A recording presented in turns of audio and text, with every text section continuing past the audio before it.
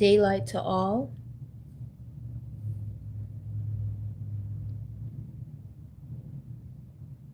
Evil spirit, bad mind. Let's talk about it.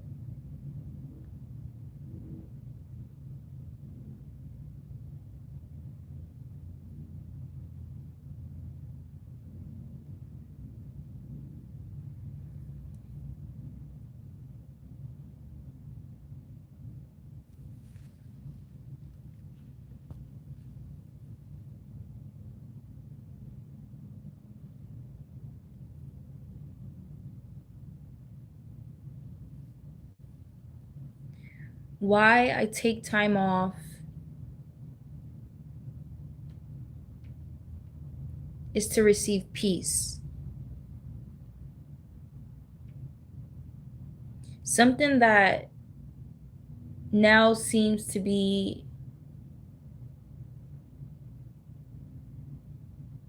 something that needs to be chosen. You have to choose peace. It's not just necessarily given in the world. Peace of mind, peace in the spirit.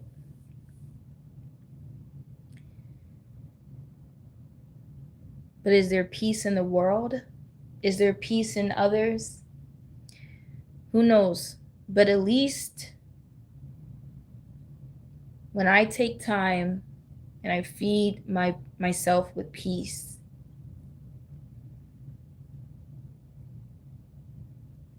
it's putting on an armor. It's part of that spiritual armor. So when you go out into the world and you're facing these people, because you have to face them. You have to talk to them. You have to work with them. You have to come face to face with them. Because you have to go out there, right? You have to leave from this place of peace, the place where you can find it, where you can fill yourself with it. Reset your mind, your body.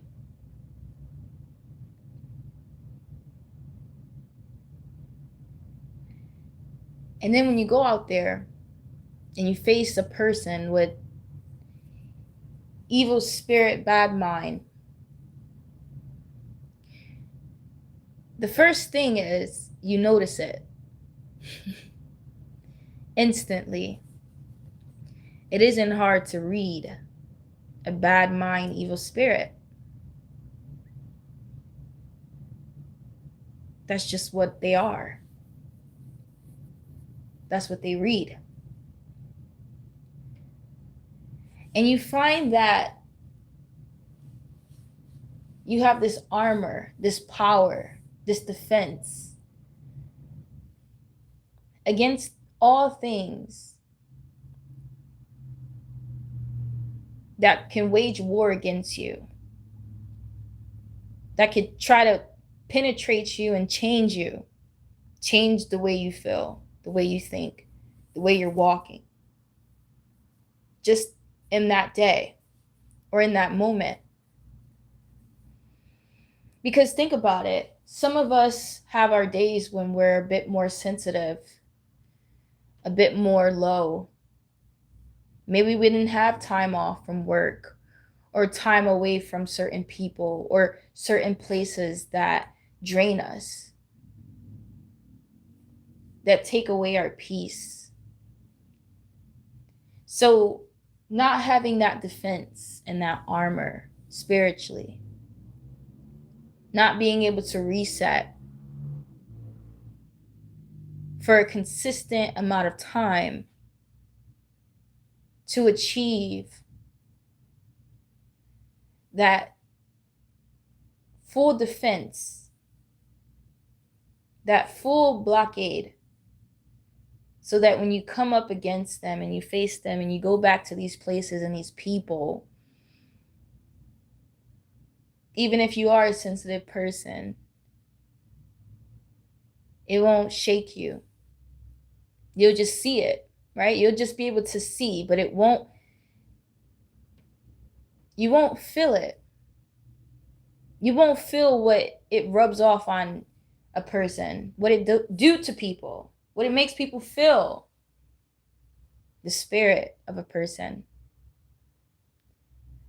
right? And it shows itself on the surface by their expression,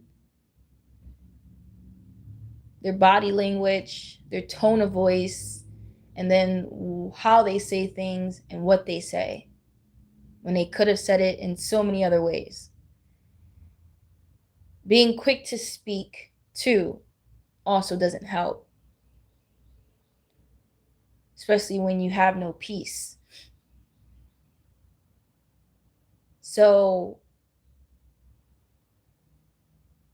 coming face to face, you have to have that armor. We all have to be reminded that it is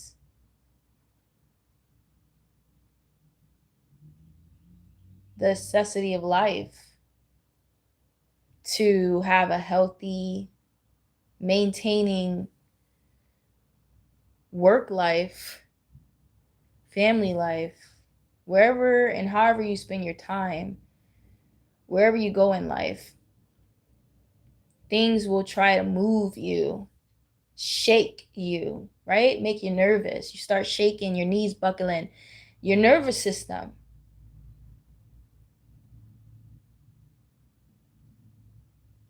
But what calms that is peace of mind, peace of soul, spirit. In other words, when people say it's going to be okay, how that should make you feel, because you'd actually believe it. You'd actually know that it would be. And what that does to your body, what that does to your mind, when you actually have that peace. And that's why we have to have that peace. We have to choose peace. It doesn't seem like it's just necessarily given in the world. You have to choose it. You come home and still don't be at peace because you're not listening to peaceful things. You're not resting. Your heart's not at rest. Whatever you're listening to, whatever you're doing, is still having your mind, your nervous system overact. It's overactive still.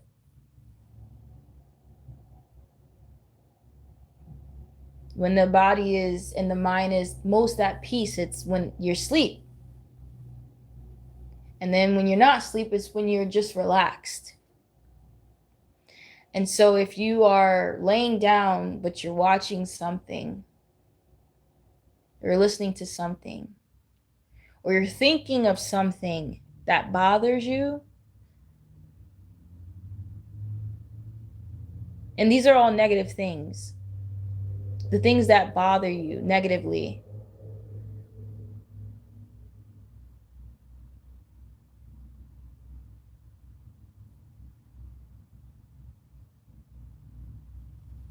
you're listening to these things that may make you remember things that bother you. You didn't have to think about it. Something you were watching had you remember it.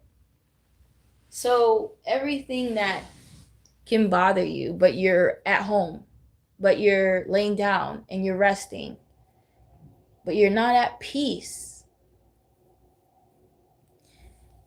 you now have to choose peace. You now have to choose peace. It's something that we've all heard it from someone, or you may have mentioned it to some person that you want peace, that you're looking for peace. You have to tell people. It's not just free in this world. It's not just given. It's not just what people come with or what you can give to be someone's peace, to bring peace in someone's life. For some reason, you have to choose it.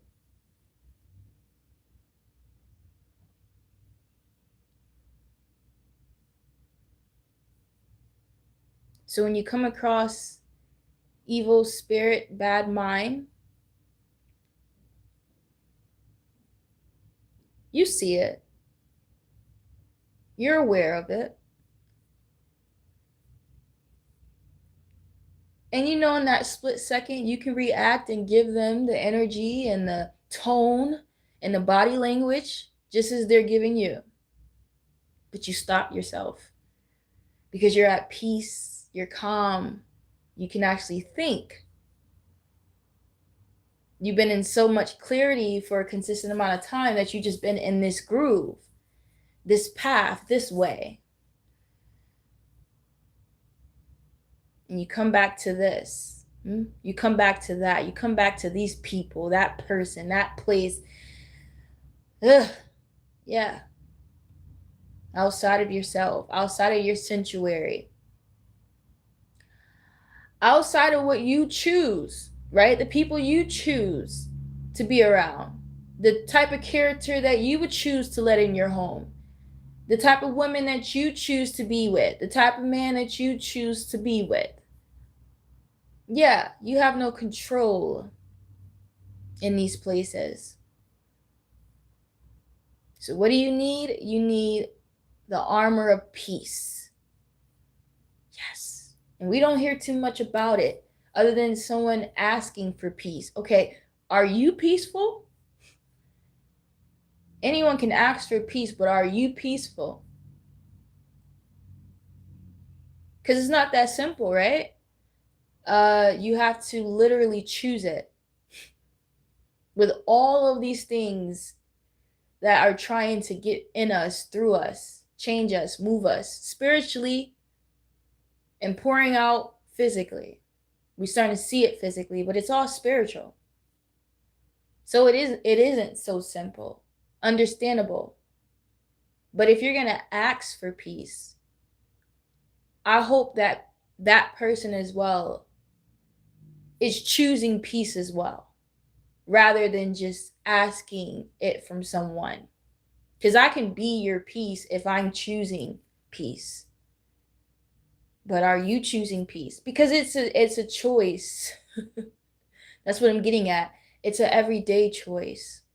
Just like every day we have to choose. And everything is a choice. We have to remember what world we're in. This is not a world to just have what we should have. No, we have to earn it. And we have to choose it. And we hope to God, in the spiritual, we are given it. But in the world, we are not given any of these things. We hope to God that we can rest in peace. We hope to God that we have a peaceful night of sleep.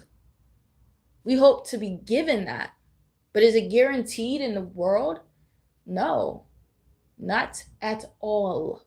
Just like it's not guaranteed to receive those things in return if you are so much given it, if you're so much filled with it.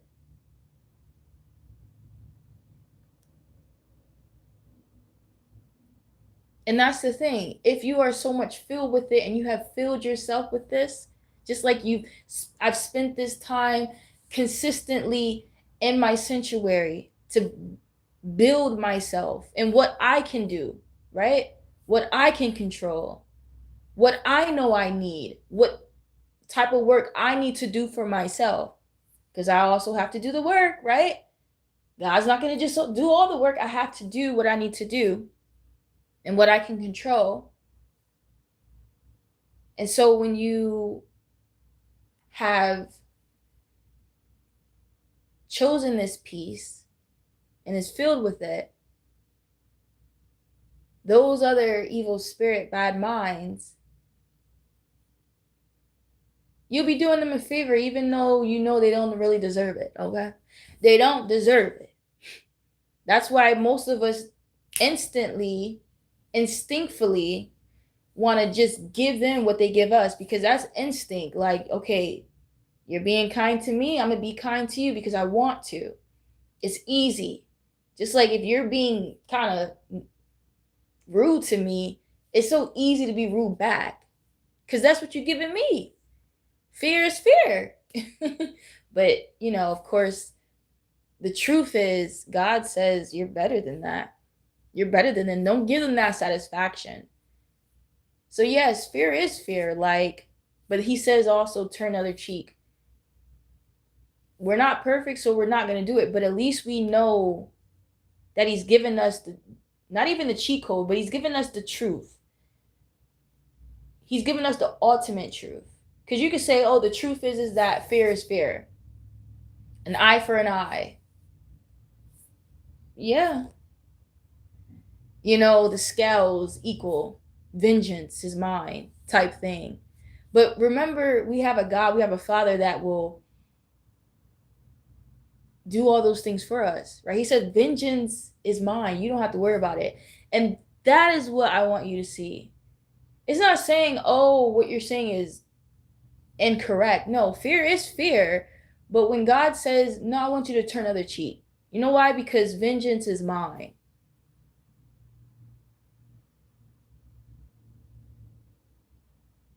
He's just saying that don't even worry about it. I will take care of them. And here's the thing. It comes down to, well, when, Father? I want to see it now. They need to learn now. They need to deal with their consequences. Why are they still in these seats? Why are they still the ones getting all this money? Why are they the ones seeming to win still? And no discipline, no fear from them.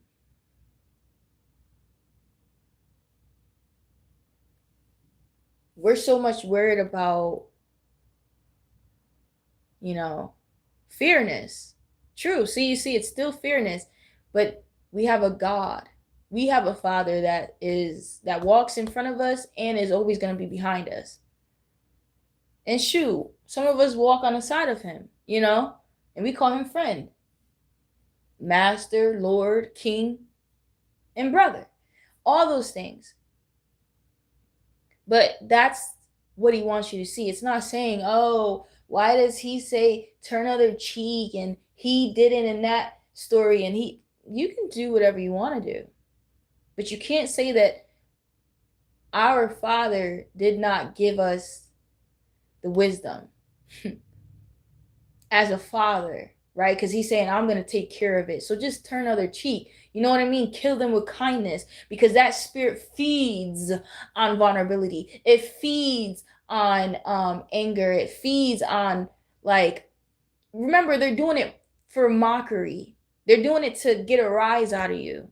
So what are they going to feed on? Your energy. You're putting too much energy into it. So what is he saying? He's saying wisdom. Yes, everyone wants fairness, equalness. They want the scales to match. They want to weigh it out and, give a person what they have given. Yeah.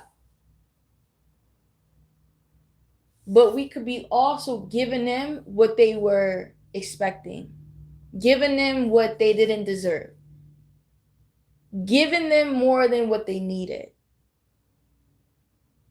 That's true. And that's all God is saying. If you turn other cheek, what will they have against you? But once you open your mouth, once you retaliate, they're already wrong. They've always been wrong, right? They've been deceivers, and they're always going to be deceiving. You know what I'm saying? They're out for blood. They're always going to be. They're out to sin and want you to. So it's like, don't give in. That's what he's saying. Just don't. Because that's what they want. They're only doing what they're created to do, right? They're only being what they created to be. If they came here to mock God through you, they're going to mock you. They're going to make you feel some way. They're going to try to provoke you.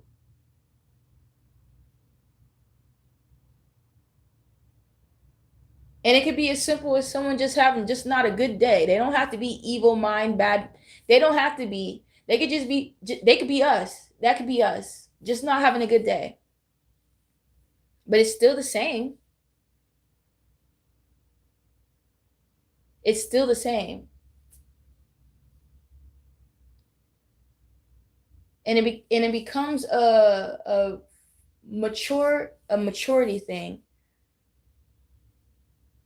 I'm gonna say it spiritually, spiritual maturity. It has come in my spirit lately, and that's the new phrase. It comes down to spiritual maturity. Of course it does. Because we get older in the flesh every day. Doesn't mean anything if we're not understanding, if we're not realizing.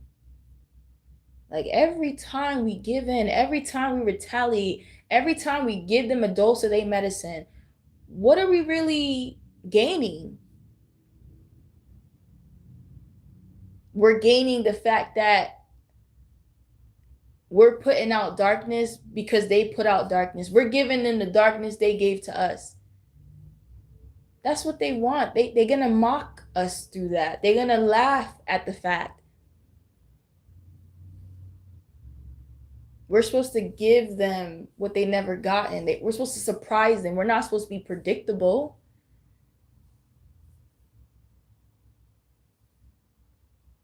See, this is what everyone ends up doing, right? We all have given in and like retaliate. We're quick to instinct, like eye for an eye.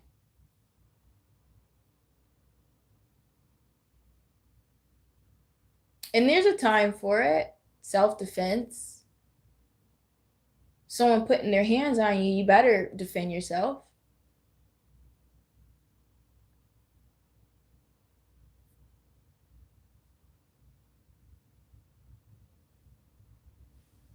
Unless it's your time to be crucified, then let it be done, Father. Let it be done for a purpose. To show how people are, the evil bad mind, to see how people could be so cruel to something so innocent. And for Jesus to not retaliate or do anything, it showed everything in that person, everything in the world. And what's wrong with it? What's wrong with these people? But that's not the case for the rest of us. So if someone's putting their hands on you, yeah, you need to defend yourself. But if it's not like physical and they're just talky, please. This ain't middle school. This is not high school. We shouldn't be worried about getting the last word. Unless you're joking with someone, because, we could joke around. We could, have conversation, and I'm going to be finishing what I need to say. But that's not the case. These are people that you just come across. You could just be crossing lanes with, right? You work with. You have to stop by the office to ask something of someone, or, and they have this bad mind, this spirit about them, and you notice it. And so when you have that armor of peace, that's it. You just bear witness to it. And you start to realize that you have matured spiritually, because you see that you've been there before, and you don't want to go back to that. You don't want to be that. You don't want to sound like that. You don't want to look like that. And you don't want to put that out in the world if you could help it. And that's the thing. The spiritual maturity is the part where you start to see. And instead of retaliating, you start to have understanding. And you feel something toward that person, right? You don't feel angry. You don't feel like, ugh, Well, you do, but you know, like their attitude, not toward them, but just the vibe is just ilky. But you feel a sense of empathy, like dang, you know, this person is going through something, whatever it may have been, whenever it was, but the fact that this is their spirit, this is their mind, and this could have triggered me, this could have messed my mind up, or this could inspire me to make alive. Yeah, to acknowledge it, to pray for them, to speak about it. Same thing. To speak out about it. That is when you start to realize you have grown spiritually. And I'll leave it there.